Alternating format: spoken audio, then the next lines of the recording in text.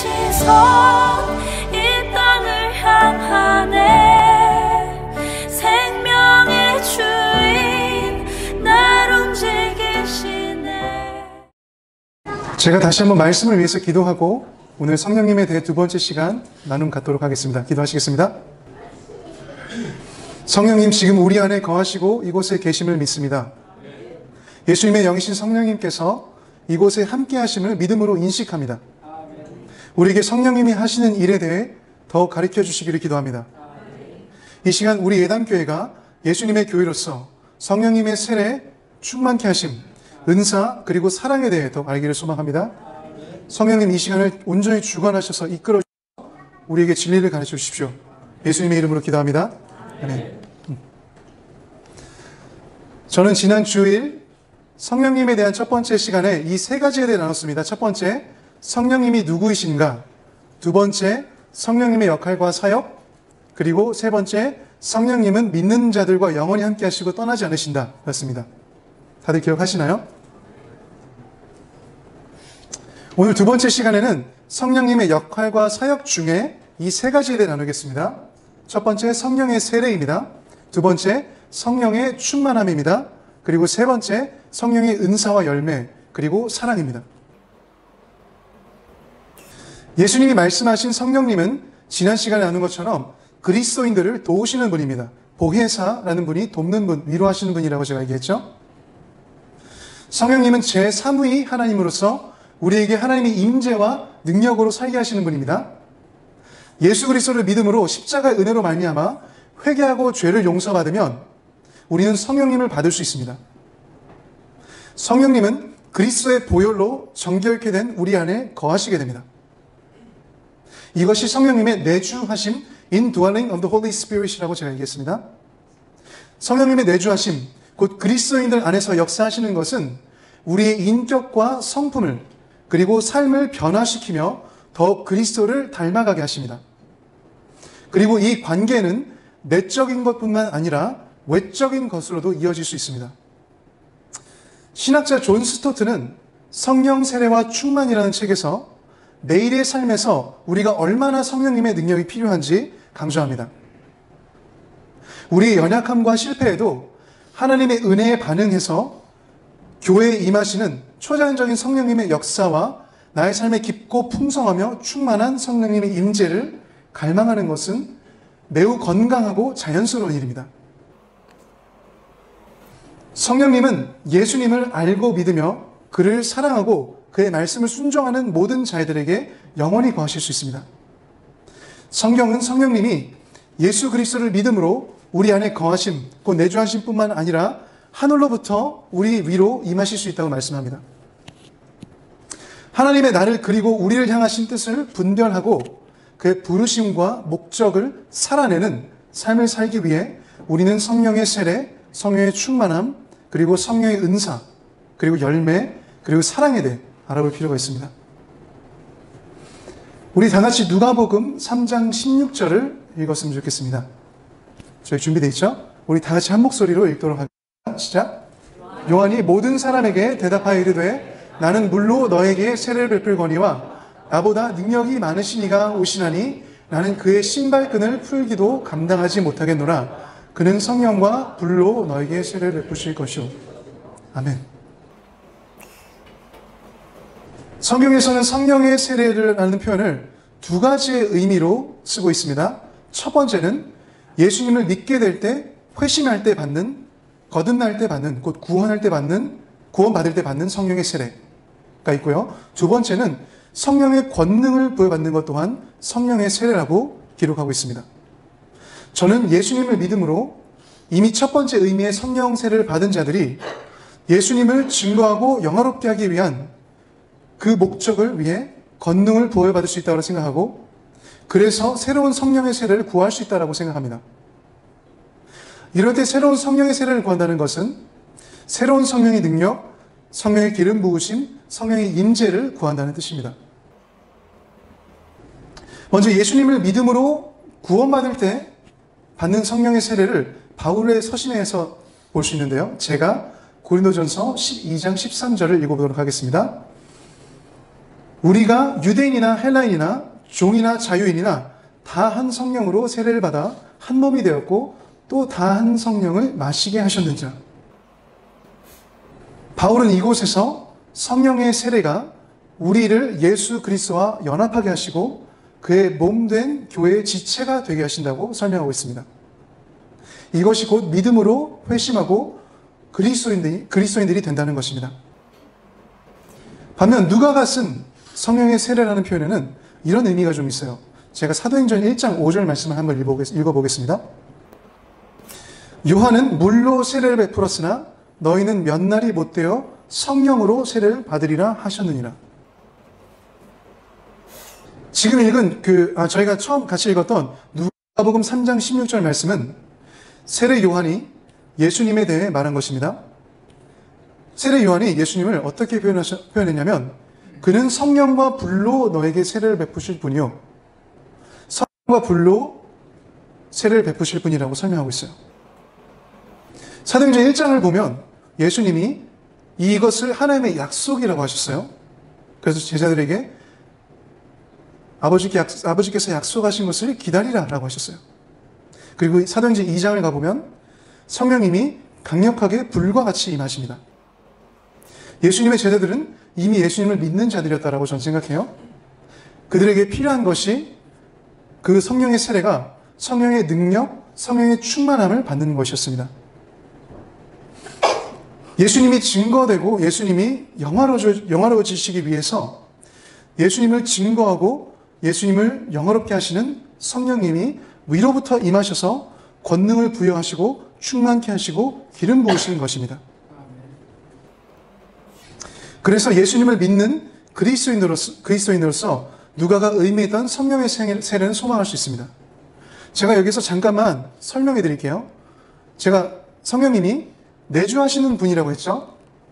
그런데 또 하늘로부터 임하시는 분이라고 했어요. 그러면 이런 궁금함이 있을 수 있어요. 내 안에 계시는 분이라고 했는데 내 안에 계시고 있는 분이 어떻게 또 임하시지?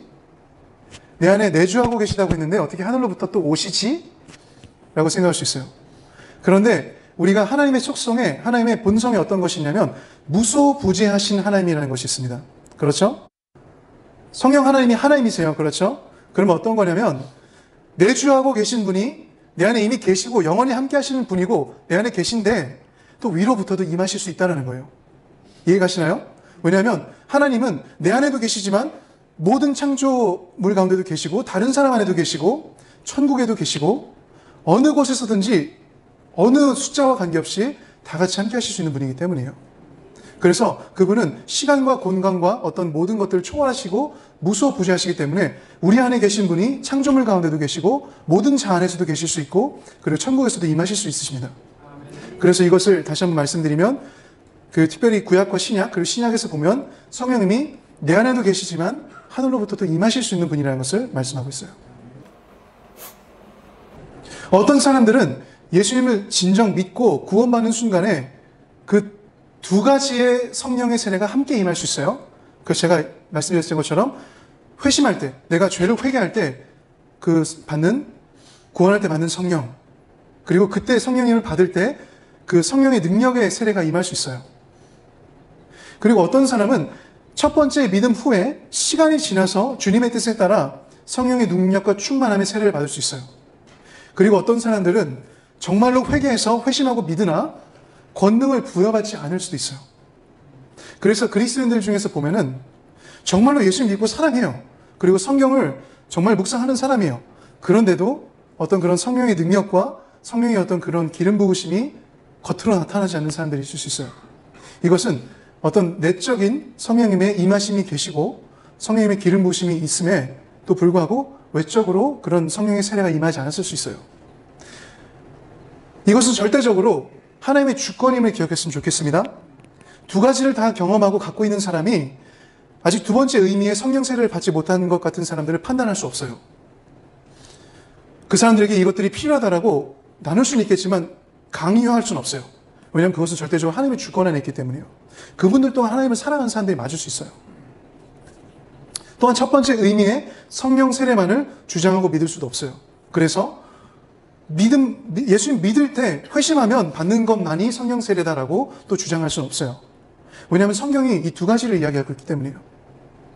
한 가지 여기서 중요한 것은 두 번째 의미의 성령 세례는 새로운 성령의 능력과 충만함으로 이어지고 이것은 우리가 지속적으로 하나님 아버지께 그의 자녀로서 구할 수 있다는 것입니다. 제가 성령의 세례에 대해서 나누고요. 두 번째 성령의 충만에 대해서 좀 더 나누도록 하겠습니다. 우리 다 같이 에베소서 5장 17절부터 18절 말씀을 한번 읽어보도록 하겠습니다. 5장 17절, 18절 말씀 성경 갖고 계신 분들 찾으셔도 좋겠고요. 에베소서 5장 17절부터 18절 말씀 한번 찾아봤으면 좋겠습니다. 다 같이 읽도록 하겠습니다. 그러므로 어리석은 자가 되지 말고 오직 주의 뜻이 무엇인가 이해하라. 술 취하지 말라. 이는 방탕한 것이니 오직 성령으로 충만함을 받으라. 아멘. 성령 충만함이라는 단어는 그 뜻은 성령으로 체험받는다, 꽉 찬다는 의미죠. 성령님께 곧 지배받는 삶과 상태를 의미합니다. 다시 한번 이야기할게요. 성령님으로 체험받아서 성령님으로 꽉 차서 성령님께 지배와 다스림을 받고 있는 삶과 상태를 이야기합니다. 하나님의 말씀과 영의 인도함을 받아서 우리의 전 존재가 성령님으로 채워져 사는 삶을 말하고 이것은 예수 그리스도께 완전한 통치를 받는다는 그 상태를 의미할 수도 있습니다. 곧 성령님으로 체험받았다는 것은 그리스도로 체험받았다는 말씀과도 같습니다. 성령 충만은 예수 그리스도의 영으로 충만한 것이고요. 예수 그리스도의 영으로 충만하다는 것은 예수님의 마음과 생각과 뜻이 늘 나의 삶에, 나의 영혼에 채워져 있다는 것을 의미합니다. 이러한 상태가, 이러한 삶이 곧 성령 충만의 상태와 삶입니다. 그래서 이것은 성령님과의 친밀한 교제로 인해서 충만해질 때 가능한 것입니다. 성령 충만함을 받으면 새로운 능력이 생기게 돼요. 믿음의 확신이 생기게 되고요.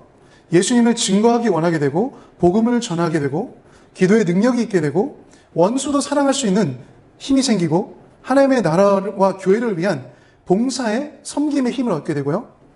새로운 삶과 비전을 바라보게 되고 삶의 의미와 목적이 달라지게 되고 자아를 추구하는 것이 아닌 하나님을 추구하게 되고 다른 사람과 더불어서 사랑하고 연합하고 모이게 되고 예수님을 위한 열정과 능력을 받게 되고 이런 개개인이 모일 때, 이런 성령 충만한 자들이 모일 때 교회의 공동체적인 영적인 부흥이 일어날 수 있습니다. 그래서 완전한 순종이, 주님을 향한 완전한 순종이, 성령님께 완전한 순종이 성령 충만한 삶의 핵심 중에 하나입니다. 예수님을 향한 기쁨과 자원하는 마음으로 주님을 사랑하기에 하는 완전한 순종이 있을 때 우리는 성령 충만한 삶을 언제든지 살 수 있습니다. 완전한 순종, complete surrender라는 말은 곧 완전한 연합, complete union with Christ를 의미하고 이것은 곧 온전히 예수님과 하나가 되는 것을 의미합니다. 그래서 제가 생각하는 일상의 성령 충만함의 세 가지 조건이 적어도 있다고 생각하는데 제가 한번 말씀드리도록 하겠습니다. 따라서 해주시면 좋겠습니다. 첫 번째, 하나님을 사랑하고 이웃을 사랑하십시오. 감사합니다. 두 번째, 말씀, 예배, 기도 생활을 충실히 하십시오. 세 번째, 죄를 멀리하고 피하십시오. 네, 감사합니다. 제가 이제 성령 세례와 성령 충만함의 차이점에 대해서 좀 얘기하겠습니다. 성령의 세례는 일회성이 있어요. 그리고 어떻게 보면은 한 번 임하고 과거의 사건이 될 수 있습니다. 하지만 성령의 세례는 성령의 충만함이라는 지속성을 가질 수 있어요. 어떤 거냐면 성령의 세례는 계속 받는 거라고 볼 수 없어요. 성령의 세례는 특별히 첫 번째 세례는 일회성이 있어요. 예수님이 성령님을 보내시면 영원히 우리 안에 거하시죠. 한 번으로 그 성령을 받을 수 있어요. 하지만 이것이 성령의 충만함으로 이어진 지속성을 가지고 있습니다. 사도행전 2장을 보면은 성령 세례의 결과로 성령 충만함을 받았죠. 이것은 어떤 것을 보여주냐면 한 번의 성령 세례가 임했을 때 계속되는 것은 성령의 충만함이라는 거예요. 그래서 우리가 계속 구하지만 이제 우리 안에 계속 지속되는 것은 성령의 충만함이라고 표현하는 것이 맞습니다. 그래서 성령 충만의 지속적인 충만과 체험의 중요성은 저희가 읽었던 것처럼 명령을 통해서 알 수 있습니다. 저희가 방금 읽었던 에베소서 5장 말씀 보면은 성령의 충만을 받으라라고 명령형으로 권고하고 있어요. 반대로 성령 세례에 관련된 신약 성경의 7구절은 명령형으로 권면된 것은 없어요. 그래서 이것은 어떤 것을 보여주냐면 성령의 세례가 임하고 나서 우리에게 명령되는 것은 성령의 충만함을 더 받는 것이고, 성령의 충만함을 실제로 그리스도인들이 많이 잃고 살 수 있다는 것을 보여주고 있어요. 한 신학자는 성령 충만의 주된 증거가 그래서 기적적인 것보다 도덕적인 것이고 성령의 은사에 있지 않고 성령의 열매에 있다고 주장했습니다. 이것은 다른 견해들이 있을 수 있습니다. 은사적인 교회들이 있어요. 성령의 은사를 추구하는 교회들이 있어요. 그리고 성령의 열매를 추구하는 교회들이 있어요. 저는 그것이 조화를 이루어야 된다고 생각합니다. 제가 이제 성령의 은사와 열매에 대해서 잠깐 이야기했습니다. 성령의 충만을 위해서 기도하죠. 성령의 세례를 원하고 성령의 충만을 위해서 기도할 때 성령의 은사가 부어질 수 있습니다. 그리고 이 은사는 나를 위한 것이 아니고 하나님과 다른 사람을 섬기기 위한 목적으로 성령님의 주관하에 받을 수 있습니다. 저희가 성령의 은사를 사모할 때 구할 수 있지만 그것을 주시는 것은 성령님의 주권에 달려있어요. 성령의 은사에 대한 성경은 로마서, 고린도전서, 에베소서에서 대표적으로 찾을 수 있는데요. 은사의 종류에 다양한 것들이 있어요. 그래서 고린도전서 12장에 보면은 지혜, 지식, 믿음, 신유, 치유라고도 하죠. 능력, 행함, 예언, 분별, 방언 통역 등 9가지 외에 또 로마서 12장과 레베소 4장에 보면은 20가지 정도로 성령의 은사 또는 영적 은사를 표현할 수 있습니다. 성령의 은사와 영적 은사가 조금 더 이제 구분될 수도 있어요. 네, 오늘 거기까지 가지는 않을게요. 베드로전서 4장 10절에 의하면 모든 그리스도인은 한 가지 이상의 은사를 가질 수 있다고 합니다. 그리고 은사는 철저히 교회를 섬기는 것과 다른 사람의 유익을 위해서 부여되고 그리스도를 믿지 않는 사람에게 주어진 자연적인 재능, 자연적인 은사와는 좀 구분될 수 있어요. 성령의 은사를 다른 사람의 유익을 위해 사용될 때 성령의 열매를 맺게 됩니다. 그래서 갈라디아서 5장, 저희가 이따 잠깐 보겠지만 갈라디아서 5장 22절부터 23절을 보면 사랑, 희락, 화평, 오래 참은, 감사합니다, 자비, 양선, 충성, 온유, 절제 9가지를 결과적인 열매라고 성경이 이야기하고 있습니다. 이제 성령의 은사를 조금 더 보겠습니다. 고린도전서 12장 4절부터 7절 말씀 띄워주시겠어요? 감사합니다. 저희 다 같이 읽도록 하겠습니다. 시작. 은사는 여러 가지나 성령은 같고 직분은 여러 가지나 주는 같으며 또 사역은 여러 가지나 모든 것을 모든 사람 가운데서 이루시는 하나님은 같으니 각 사람에게 성령을 나타내심은 유익하게 하려 하십니다. 아멘. 성령님의 은사를 받았다는 것은 첫 번째로 이재철 목사님의 그 주장에 의하면 하나님으로부터 친절과 호의를 입고 성령님에 의해 만족함을 얻었다라고 하고 있습니다. 다시 한번 말씀드릴게요. 이재철 목사님이 이렇게 표현했어요. 성령님의 은사를 받았다는 것은 첫 번째로 하나님으로부터 친절과 호의를 입고 성령님에 의해 만족함을 얻었다는 것입니다. 전 동의합니다. 은사라는 단어가 그 명사가 그 헬라어로 카리스마라는 단어를 사용하고 있어요. 카리스마라는 단어 다들 아시죠? 그 사실 헬라어에서 나온 단어입니다. 그 카리스마라는 단어가 선물, 은혜라는 표현이 있어요. 이것이 그래서 그래서 그 카리스마라는 단어는 하나님께 값없이 받은 선물이라는 것을 의미합니다. 그래서 값없이 받았기 때문에 우리가 값없이 줄 수 있는 것을 알 수 있어요. 그래서 값없이 받은 우리 주님의 은사들을 다른 사람을 위해서 값없이 줄 수 있는 것이 우리의 마음 자세입니다. 또한 은사의 동사는 카리소마이라는 단어를 사용하고 있는데 이것은 친절을 베풀다, 호의를 베풀다 또는 만족하게 하다라는 의미를 지니고 있습니다.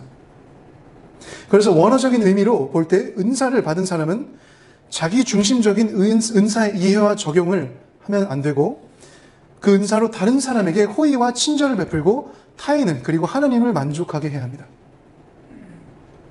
신학자 한스콩이라는 사람이 있어요. 특별히 교회 대해서 교회론, 조이신학의 교회론을 배울 때 가장 많이 배우는 사람 중에 한 명인데, 이 한스 쿵이 성령의 은사가 어떻게 교회와 연관되는지 분명하게 알려주고 있습니다.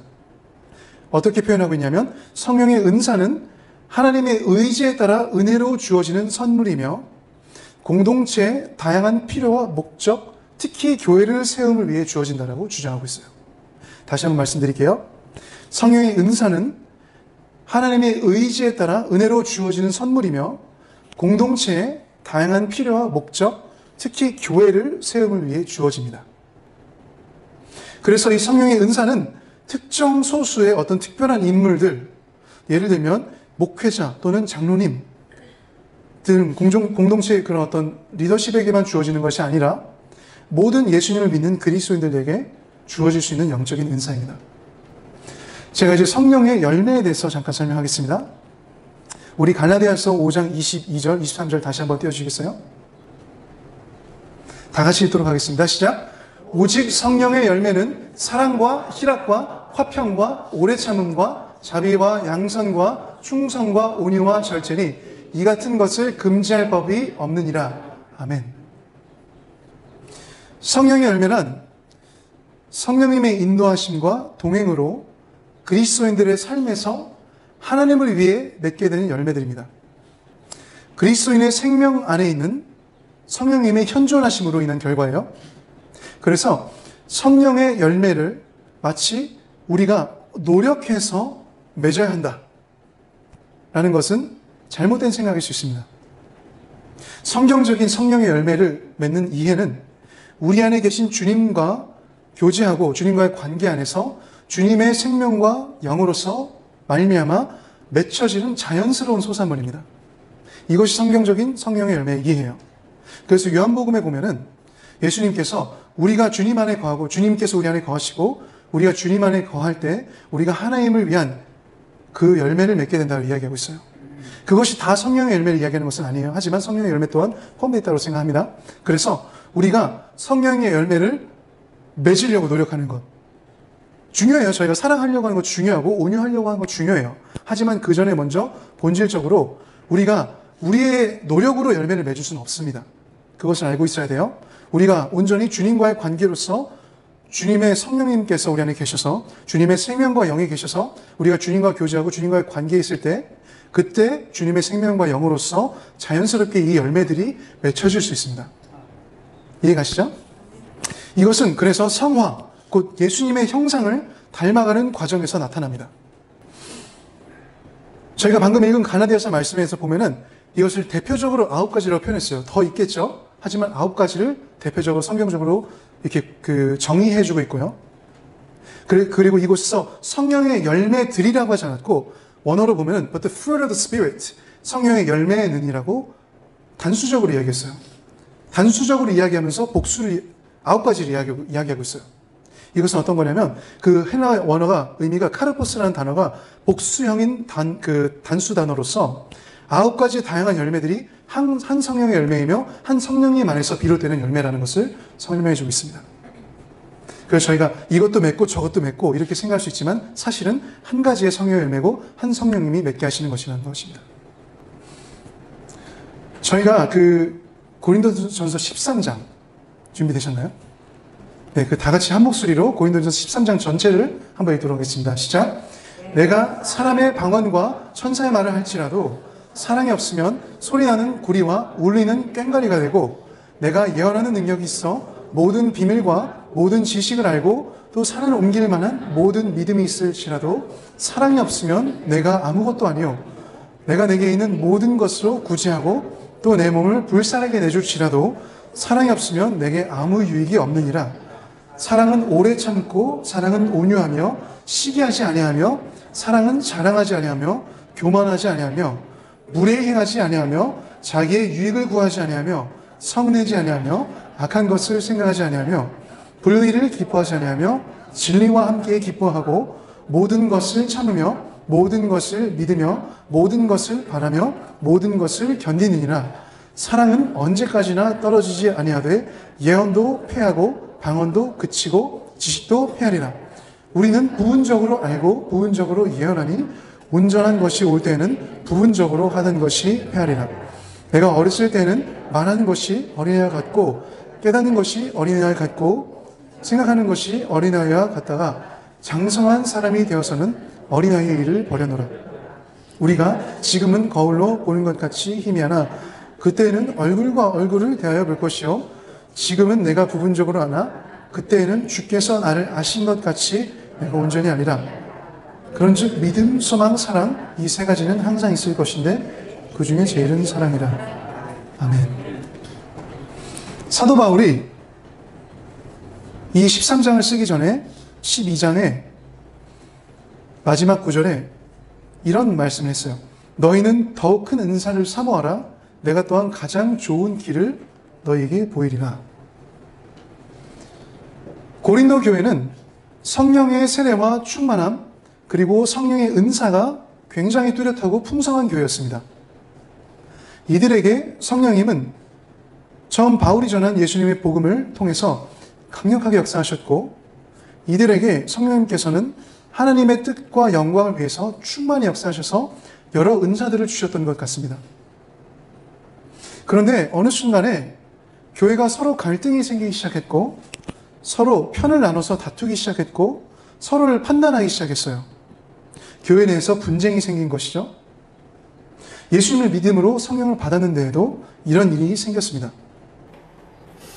바울은 그래서 고린도전서를 쓰면서 12장에서 먼저 성령님의 은사, 교회의 각 지체의 중요성을 먼저 설명하고 오늘 함께 읽은 13장을 쓰고 있습니다. 고린도전서 13장의 핵심 메시지는 이것입니다. 어떤 성령의 은사도 영원하지 않고 사랑보다 먼저 되거나 뛰어날 수 없다. 우리의 하나님을 믿는 믿음의 핵심이 사랑이다. 그리고 성령님의 일하심도 우리가 사랑하기 위함입니다. 라고 말씀하고 있는 것입니다. 아멘이신가요? 쉽지 않죠? 사도 바울은 모든 성령의 은사 중에 또는 모든 성령의 은사보다 좋은 것이 있다고 합니다. 은사들을 사모하라고 하면서 내가 너에게 가장 좋은 길을 보이리라 라고 한 것은 사랑을 은사라고 표현한 것도 될 수 있고 또는 모든 영적인 성령의 은사보다 더 뛰어난 것이 있는데 그것이 사랑이다라고 말하고 싶은 것일 수도 있습니다.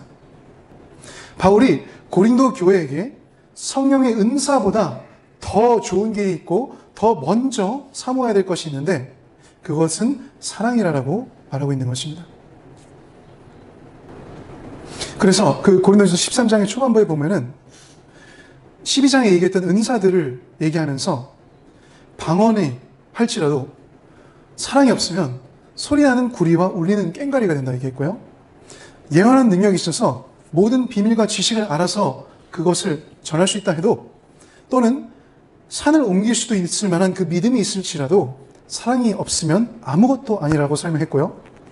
내가 내게 있는 모든 그 재정으로 자원으로 내 삶으로 구제해서 남을 돕고 내 몸을 불 가운데 내줄지라도 내 몸이 불탈 정도로 내줄지라도 사랑이 없으면 그것이 아무것도 아닌 무의미한 것이라 얘기했어요. 왜 그러냐면 결국 우리의 믿음의 본질이 이 세 가지로 정리될 수 있는데 믿음과 소망, 사랑이고 그것 중에 제일이 사랑이고 우리가 예수님을 믿는 이유 우리가 구원받은 자들로서 사는 것의 목적이 하나님을 사랑하고 이웃을 사랑하는 것에 있기 때문입니다. 그래서 성령님의 세례를 충만함을, 능력을 그리고 은사와 열매를 추구하면서 그것의 모든 골이 결국은 사랑이라는 것이요. 그래서 우리 예담교회에게 제가 이 말씀을 준비하면서 함께 나누고 싶었던 것은 우리가 성령님의 세례와 성령의 충만함, 성령의 은사와 열매를 그리고 가장 사랑을 추구했으면 좋겠습니다. 아멘이신가요? 우리 예담교회가 정말로 하나님을 뜨겁게 사랑하고 우리의 교회에 귀한 그 이웃 한 명 한 명을 그리고 하나님이 보내시는 그 영혼들을 사랑하기 위해 성령의 세례와 성령의 충만함을 그리고 은사와 열매를 사랑을 추구했으면 좋겠습니다. 아멘이신가요? 이 성령님의 그 사역 안에 있는 성령님의 역할과 사역 안에 있는 성령의 세례, 충만함 그리고 은사와 열매 우리의 증인된 삶을 위한 능력뿐만 아니라 인격적으로 예수님을 사랑하고 그분을 닮아가고 영화롭게 하기 위한 것이기 때문입니다. 성령의 능력과 인도하심을 더욱 알아가고 순응할수록 우리 삶에는 그분의 열매가 풍성할 것이며 그리스도인에게 있어서 성령님과의 관계는 앞으로 더욱더 성장해 가야 합니다.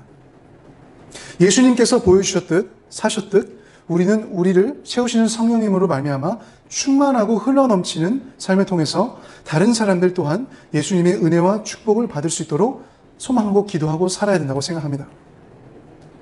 우리에게 은사를 주신 주님의 마음과 뜻대로 은사를 적용하기 위해서 우리는 은사 자체에 집중된 삶이 아닌 예수님께 굴복된 삶, 그분께 순종하는 삶, 곧 하나님을 사랑하고 이웃을 사랑하는 삶을 의도하고 목적해야 된다고 생각합니다. 나로 인해 주님의 나라와 뜻이 이루어지는 것, 곧 나의 삶에 그분의 영광이 드러나는 것에 목마르고 갈망하는 삶을 통해서 성령님의 세례가 임하고 성령님의 충만함이 있고 은사와 열매가 가득한 우리 예단교회 되시기를 예수님의 이름으로 소망하고 축복합니다. 우리 이제 다 같이 일어나서 아까 배웠던 찬양하면서 잠깐 기도한 시간 갖겠습니다. 찬양팀 나오십시오. 성령의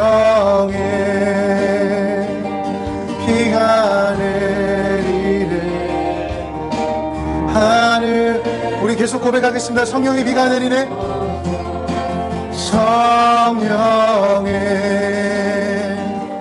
비가 내리네 하늘의 문을 여소서.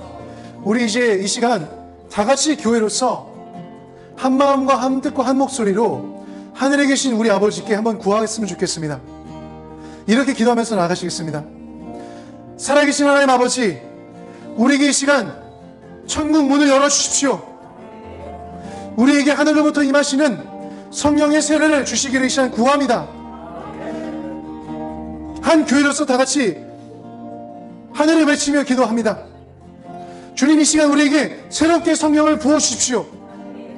우리를 성령의 세례로 능력 있게 하시고 다시 성령으로 충만하게 해주시고 새로운 성령의 능력과 임재와 기름 부으심을 허락해 주십시오. 그래서 우리가 정말로 예수님을 사랑하고 나의 가족을 사랑하고 주님께서 보게 하시는 한 영혼 한 영혼을 우리 교회를 사랑하길 소망합니다. 그리고 우리에게 성령의 세례를 부으실 때 성령의 은사들을 풍성하게 부으시고 우리가 성령의 열매를 풍성하게 맺는 삶을 살 수 있도록 역사해 주십시오. 우리 이제 다 같이 주여 한번 부르고 이제 하나님 아버지께 구하며 나가시겠습니다.